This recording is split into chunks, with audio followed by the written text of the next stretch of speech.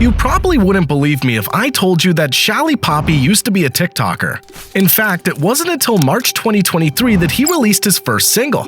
And the more you think of who he is today, the harder it is to understand how he got there.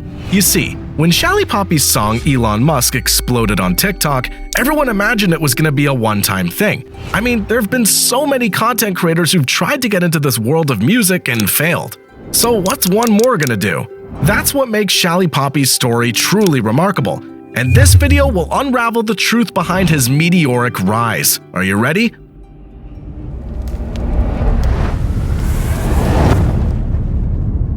Growing up in Benin, Shallipopi was a real hustler.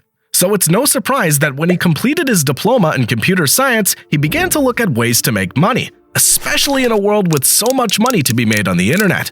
Born Crown Uzama, Shallipopi started out as a content creator on TikTok, uploading a couple of videos regularly, including some freestyles.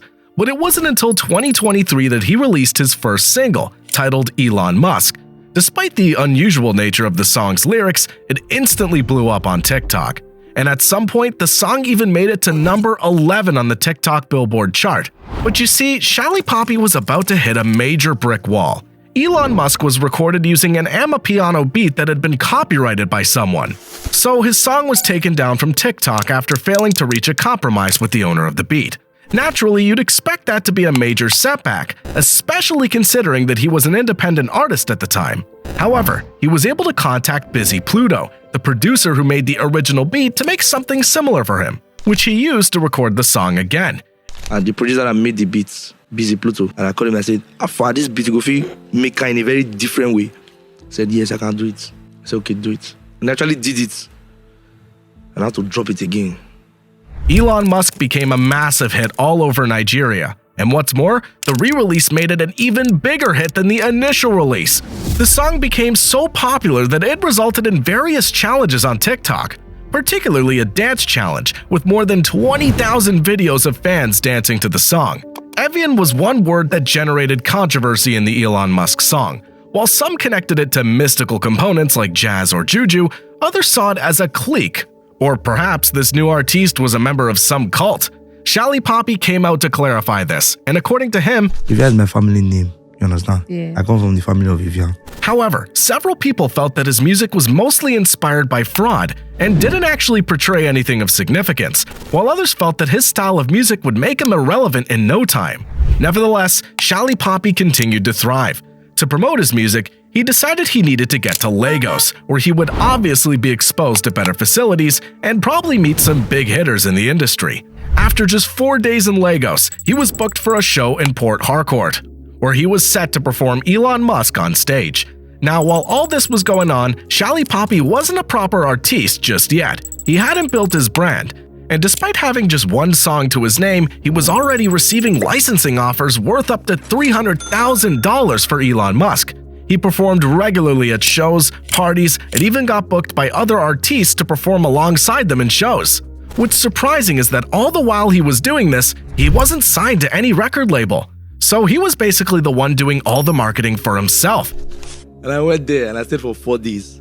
And I got a show in Port Harcourt. I've not met anybody, I've not met any distribution company. I'm distributing with my own, like by my own self, with my phone. However, we can argue that TikTok influencers contributed greatly to his rise, which led some people to believe he actually paid them to do that. Anyway, with all that fame already, it was probably time for him to take the next step. And not in the way you think. He didn't accept any licensing offers for Elon Musk, nor did he sign any huge deal with a record label. But he did the next obvious thing that any upcoming artiste would do. He dropped another song titled Sharpie-Roo, which was more or less produced with the same beat used for Elon Musk. And guess what? Sharpie-Roo was a hit. A massive one at that. But as Shallipopi climbed the music ladder, his critics came calling. Like many Afrobeats artists, he was accused of lacking pen game, focusing mainly on producing spectacular beats for their music. This is mostly the case in the Nigerian music industry, where no one cares about whether your music communicates to them, because as long as they vibe to it, it's all good. Well, that wasn't a problem for Shallipopi. You see, his style gave him two groups of fans: street guys who absolutely resonated with his music, and the usual group of people who barely understood a word of his music but still vibed to it anyway, which is probably why he's left the interpretation of his lyrics to his fans. That mystery was what Shallipopi was about, and he wasn't about to let it go anytime soon. Riding on his existing momentum, Shallipopi released 2 remixes of Elon Musk, one featuring Zlatan Ibile and the other featuring both Zlatan and Fireboy. Now you may ask yourself, why would he make 2 remixes for one song? Well, the answer's pretty straightforward. One was obviously to keep him viral, while the other was to broaden his listener base by making use of 2 already established artists.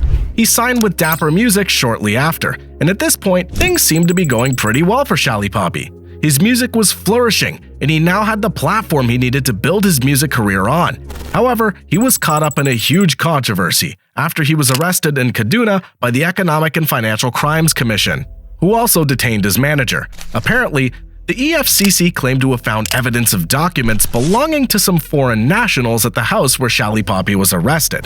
There was immediate online uproar by his fans following his arrest, which didn't stop him from being sentenced to 2 years imprisonment with the option of a fine. Not sure how that's much of a sentence, but anyway, Shallipopi opted to pay the fine and was released. This was followed by an immediate backlash from people who felt like he had bought his way out of jail. The time he spent in jail made him more famous than people realized, and Shallipopi capitalized on that with a new controversial song titled Ex-Convict, which was basically a song about his short time in EFCC custody. The result of this strategy was Ex-Convict, which was a bigger hit than his first 2 songs, with almost 10 million streams on Spotify and 3.1 million views on YouTube. His next couple of songs, which included Abba Pluto, Things on Things, and Oscro, were heavily accepted. Of these 3, Abba Pluto was the most unusual, as it had no resemblance to Shallipopi's previous songs. It was like an entirely different Shallipopi with a traditional touch. Abba Pluto featured Benin traditional beats, as against the usual Amapiano he was associated with, and unsurprisingly, it was another hit. You see, Shallipopi was absolutely killing it, and he now even had a group of dedicated fans called Plutomanians. That's not all. He released Presido La Pluto, an album that, for the most part, described his journey in the music world. While the album was largely successful, Shallipopi still faces a fair share of criticism, mostly because his songs seem so ordinary, although with an electrifying beat. This doesn't take away the fact that people still love his songs, and it's just another proof that music is subjective.